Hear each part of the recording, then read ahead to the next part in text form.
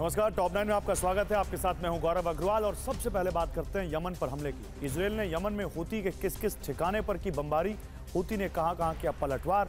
विनाशक खबरों के लिए आइए देखते हैं महायुद्ध टॉप 9।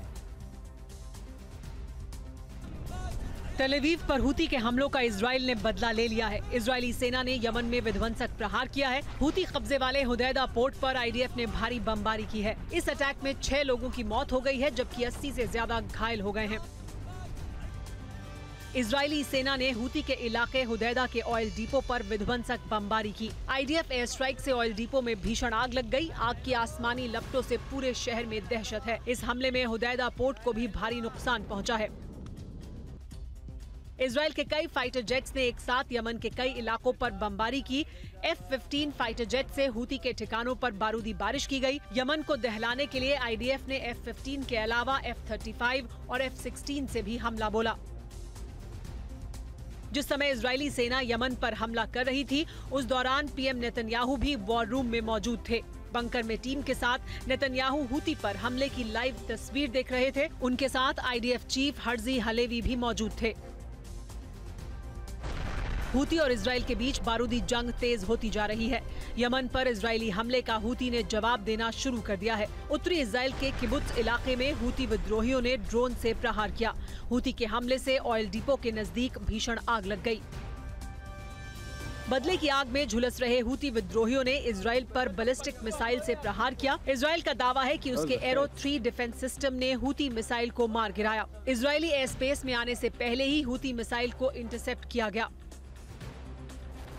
यमन पर हमले से बौखलाए हूती ने इजरायल को पूरी तरह से तबाह करने की धमकी दी है। हूती ने इजरायली संसद, सरकारी दफ्तरों और सैन्य ठिकानों को उड़ाने की वार्निंग दी है। हूती ने वीडियो जारी करते हुए कहा है कि हमारे हमले के लिए तैयार हो जाओ।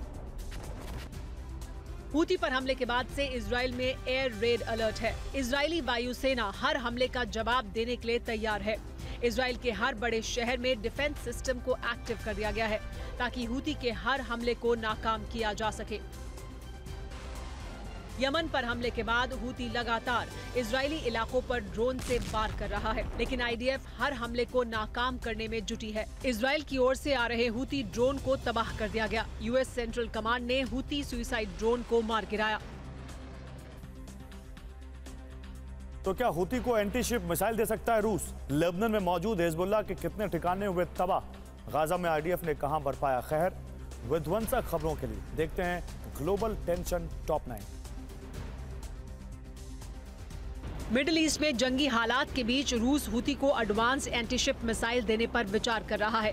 बताया जा रहा है कि मिडिल ईस्ट में अमेरिका से बदला लेने के लिए रूस हूती को मिसाइल दे सकता है। ये दावा अमेरिकी इंटेलिजेंस की रिपोर्ट में किया गया है। हूती और इजरायल में छिड़ी जंग के बीच रूसी विदेश मंत्री सर्गेई लावरोव ने बड़ी चेतावनी देते हुए कहा है कि रूस मूक दर्शक बनकर नहीं रह सकता है। उन्होंने कहा कि युद्ध को ईरान नहीं, इजरायल भड़का रहा है। ऐसे में कयास लगाया जा रहा है कि हूती इजरायल युद्ध में रूस भी शामिल हो सकता है। हूती पर इजरायली हमले के बीच ईरान ने चेतावनी दी है। ईरान ने ईरानी देजफुल बैलिस्टिक मिसाइल का परीक्षण कर मिडिल ईस्ट में टेंशन बढ़ा दी है। ईरान ने कंटेनर शिप से बैलिस्टिक मिसाइल दागी है। बताया जा रहा है कि ईरान ये घातक मिसाइल हूती को दे सकता है। बार बार चेतावनी के बावजूद हूती ने रेड सी में मौजूद अमेरिकी शिप पर बैलिस्टिक मिसाइल से हमला बोला है। हूती ने दावा किया है कि उसने अमेरिकी शिप पुम्बा पर डायरेक्ट अटैक किया है। हालांकि हूती के दावे पर अभी तक अमेरिका ने कोई प्रतिक्रिया नहीं दी है। इजरायली सेना एक साथ 3 मोर्चे पर लड़ाई लड़ रही है। आईडीएफ ने हिजबुल्लाह के ठिकानों पर एयर स्ट्राइक की है। इजरायली हमले में अदलोन खारायेब इलाके में मौजूद हिजबुल्लाह के हथियार डिपो तबाह हो गए। इजरायल ने हिजबुल्लाह को मिटाने की तैयारी तेज कर दी है। आईडीएफ के हवाई हमले में हिजबुल्लाह का कमांड सेंटर तबाह हो गया है। इस हमले में उसके लॉन्च पैड नष्ट हो गए। हमले के बाद लगी भीषण आग से भारी नुकसान हुआ है। लेबनान में इजरायली सेना ने पिछले 24 घंटों के अंदर कई बार हवाई हमला बोला है। इस हमले में हिजबुल्लाह को भारी नुकसान पहुंचा है। उसके रॉकेट लॉन्चर्स भी तबाह हो गए हैं। इजरायली सेना ने हिजबुल्लाह के इलाकों में हुई तबाही का वीडियो जारी किया है। सेंट्रल गाजा में इजरायली वायुसेना ने एयर स्ट्राइक की है। नुसीरत कैंप में आईडीएफ ने भीषण बमबारी की है। इजरायली सेना ने टावर 7 पर हमला करते हुए पूरी इमारत को तबाह कर दिया है। आईडीएफ को खबर मिली थी कि इस इमारत में कई हमास के लड़ाके छिपे हैं।